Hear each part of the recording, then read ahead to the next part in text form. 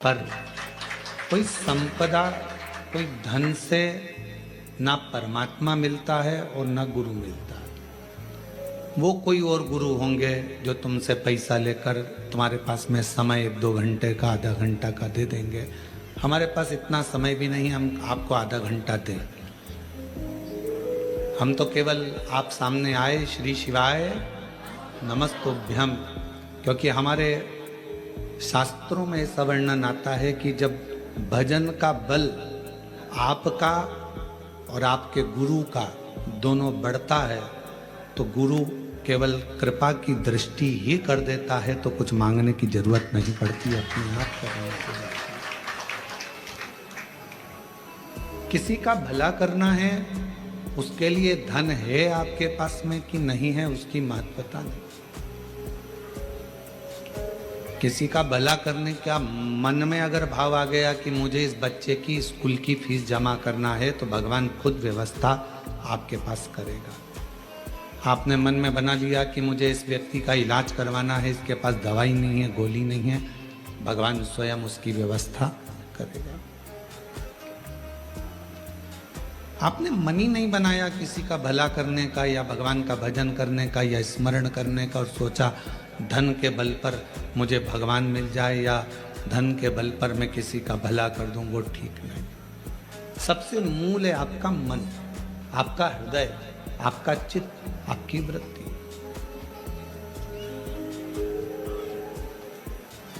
और भगवान शंकर को मानने वाले जितने भी शिव भक्त हैं,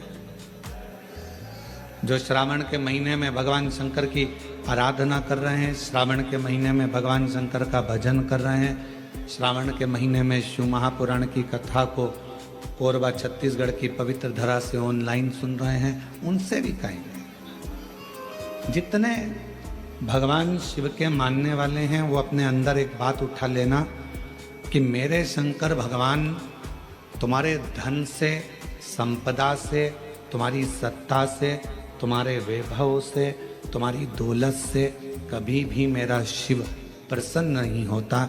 मेरा भगवान तो तुम्हें जो निशुल्क 1 लोटा जल मिला है, बेलपत्र वृक्ष पर निशुल्क मिली है, और जल की धार और बेलपत्र एक चढ़ाकर आप बाबा को अपना बना सकते हो, शिव को अपना कर सकते हो।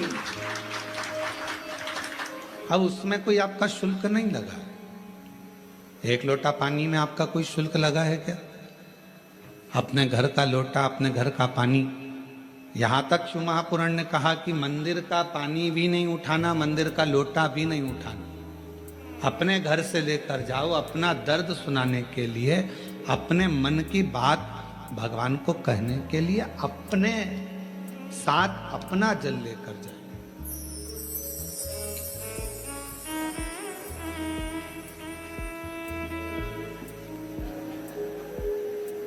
शिव महापुराण की कथा तो यहाँ तक कहती है कि भगवान की कोई भी स्तुति अगर आपको करना है तो अपने दिल में जो बात आए वो भगवान से कहो। खुद की स्तुति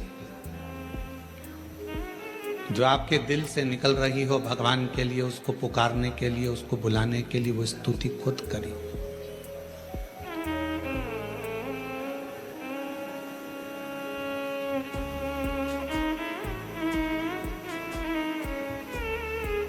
हम ये भी नहीं कहेंगे कि आप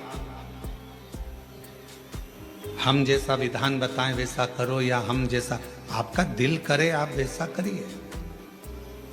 शिव को रिझाने के लिए कड़प एक ऐसा भील वन में रहने वाला, उसके पास में कुछ भी नहीं था, केवल उसने गांव के किसी व्यक्ति को पूजन करते देख लिया था और वो भी पूजन करना प्रारंभ कर दिया। पांव से तो उसने जलाधारी के आसपास में पड़े हुए फूल पत्ती को हटाया, मुंह में भरे हुए पानी को शिवजी पर चढ़ाया, जो उसके पास में मांस आदि का उसका भोग लगा दिया। अब उसकी साधना, उसका तप कितना बड़ा कि ब्राह्मण देव ने, पंडित जी ने भगवान शंकर के शिवलिंग को पिंजरे में बंद कर दिया था। पिंजरे की एक तान टूट गई लोहे की, शिवलिंग पर जाकर लग गई, शिवलिंग में से खून बहना प्रारंभ हो गया, रक्त बहना प्रारंभ हो गया। कड़प आया, उसने देखा मेरे शंकर भगवान का नेत्र लग गया, नेत्र में ये लोहे की तान लग गई, आंख फूट गई। हाथ लगाया, खून नहीं रुका, कपड़ा लगाया, रक्त नहीं रुका। तब उसने अपनी त्रिशूल से आंख निकाल ली और वही शिवजी के शिवलिंग पर लगा दी, वही। और भगवान शंकर उसी समय प्रकट हो गए। ना मैं तुझे जानता हूं, ना तू मुझे जानता है, केवल तेरी भक्ति। और इतनी विचित्र। कड़प से पूछा तुझे मांग क्या चाहिए? कड़प ने कहा बस इतना दे दीजिए कि संसार में रहने वाला कोई मनुष्य जिसको कुछ भी नहीं आता, आपका मंत्र भी नहीं आता, आपकी साधना भी नहीं आती, आपकी स्तुति भी नहीं आती, पूजन कर